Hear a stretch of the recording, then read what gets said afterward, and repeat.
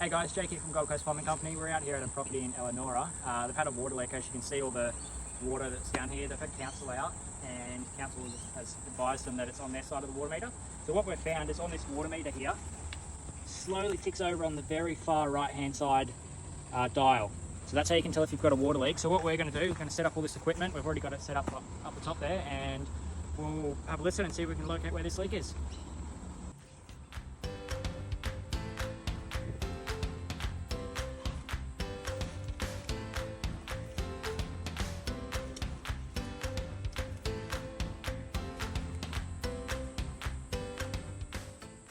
Hey guys, so we're finished up here with the location. We've located it to this point here. So we're pretty much, the X is where we get the highest reading of where the noise is coming from. So we still this one's going to be quite deep. It sounds like it's about 1 metre, 1200 deep. So we may have to, depending on the roots in here, we may have to price up an excavator, depending on what the customer would like to do. But yeah, this is where we're pinpointing it to. If you guys have any leaks, just give us a buzz. Thank you.